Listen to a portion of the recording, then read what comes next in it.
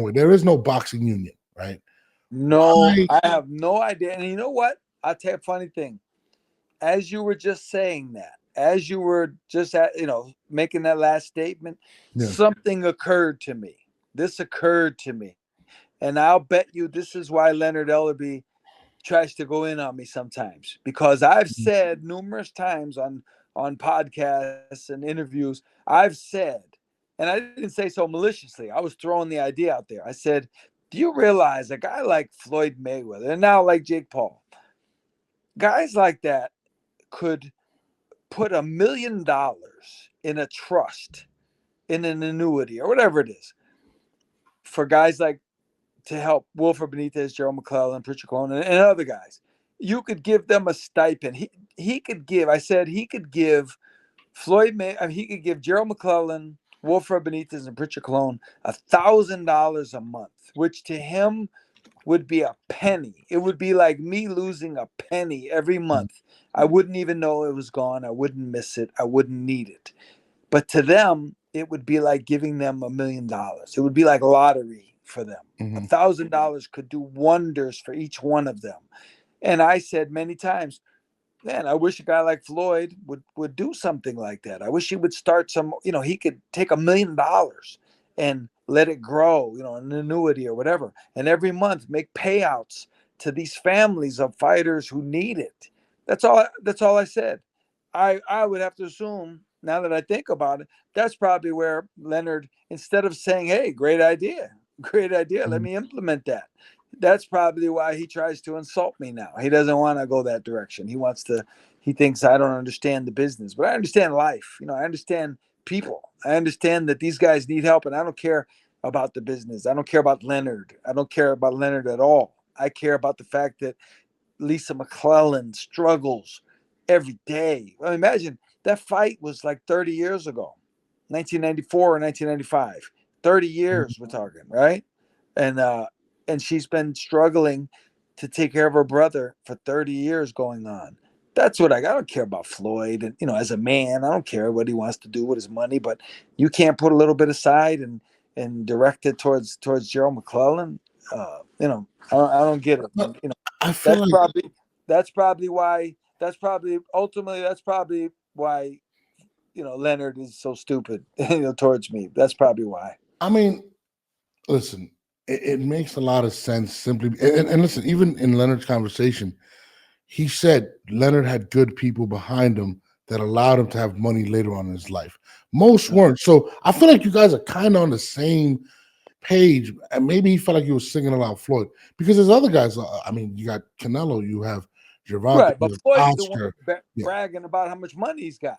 Canelo doesn't talk about how much money he's got. Floyd takes pictures of himself, at a basketball game, taking, counting money ringside. I mean, come on, you want people to know how much money you have. You want to be Money Mayweather. So, and I like Floyd. I've met him a few times. Great, he's been nothing but cool with me. I don't even know if he knows who I am, but I've been around him. He's been very cool with me. Very cool.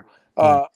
But if you want to be Money Mayweather, it can't just be about cars and gold and jewelry. Be Money Mayweather. Imagine Money Mayweather's giving all this money to these fighters in need. How amazing would that be? See, that's the thing. If I was a millionaire fighter, if I was like a Floyd Mayweather, I promise you, Gerald McLellan, Wilfred Benitez, and Pritchard Clone, they would be taken care of for the rest of their lives. Their houses would be paid off. They would have food money every single month.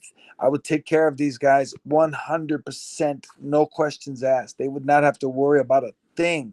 And I remember years ago, 10 years ago, maybe not even 10, but whatever it was, 2016, it was 2016, the hurricane or the tornado, whatever the hurricane that Yeah. hit Puerto Rico, if you remember that. Mhm. Wilfred Benitez, his family called me. I talked to his sister.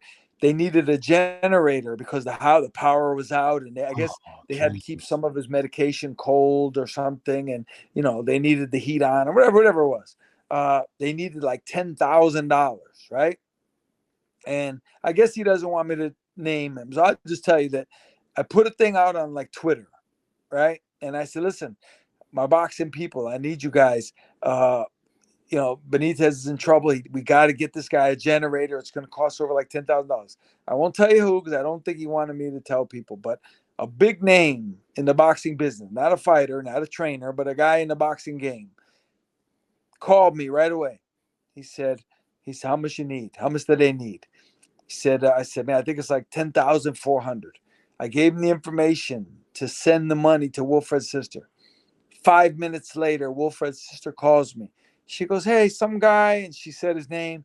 She didn't know who he was. She goes, some guy just sent the money. I said, oh, well, yeah, I talked to him. He's, go ahead, buy the thing, take care. And she took care of it. And he didn't want any credit. And matter of fact, I told a friend of mine, and my friend mentioned it to him next time he saw him.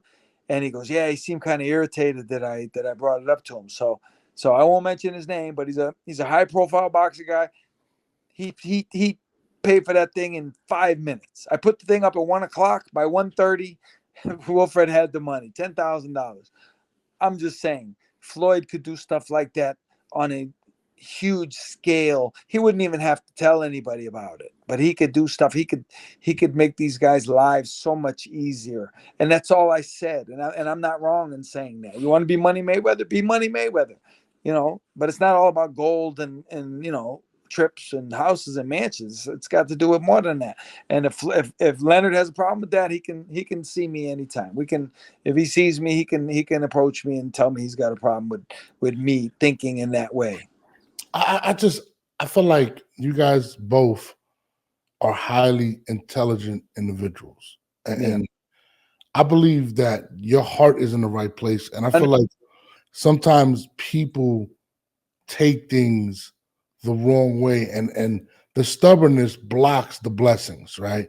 And I wish both you and Leonard can really just sit down and just let's do this for the fighters, because Leonard is empowered to do this. He knows he in the tweets he actually brings up that a lot of these fighters don't have a pot to piss in, so he definitely knows that these are the situations. Well, give them one. Don't tweet about it. Give them a pot. Give them all a pot. You can afford it. Give them all a pot. And he doesn't need me to do it. I'm sure he has the resources. He knows who they are. He can contact them. Give them a whole bunch of pots to piss in. Scully, you got a heart of gold, man. And I mean, I feel like if you were like the boxing commissioner, and if Turkey Al-Asik is successful in bringing every company together, right? Yeah.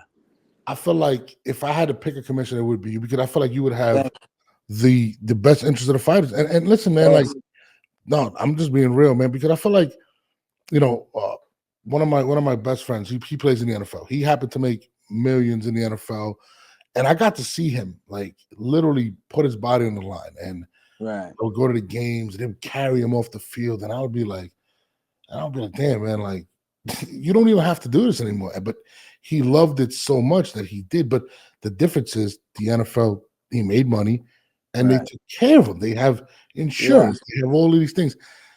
Boxers take headshots literally all the time. I mean, boxers must be coming out concussed every fight. Yeah. You know what? In football, the goal is to score a touchdown. It's not to concuss anybody. In boxing, the goal is to concuss your opponent. That is the goal. That's point. Crazy. That's how you win the fight. The other guy gets a concussion and you win. And that's a fact. And it's just so scary. And I've heard a lot of different stories where boxers are talking about how their own insurance is better than what's given to them as fighters. That's alarming. That is absolutely alarming. Yeah, for sure.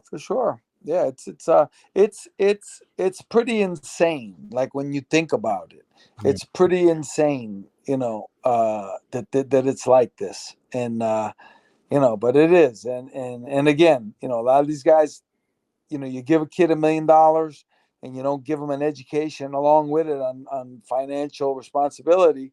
What do you think's going to happen? I always tell a story. I'll give you an example. I might have told you this before, but I'll give an example. I had a fighter. He got a fight for, knowing him, it's funny, but he got a fight for $35,000, right? Mm-hmm. I told him, I said, man, we got to get you a CD. We We could put most of that money in a CD for your daughter. You know, you'll have it 20 years from now. You'll have it. You just keep rolling it over. He didn't even know what I was talking about, but he agreed to it, right? But then when the fight came and he got his money, he didn't do it, right? I promise you. In 1 month, he bought the most pointless, useless stuff that a young guy would buy. He blew the money in a month.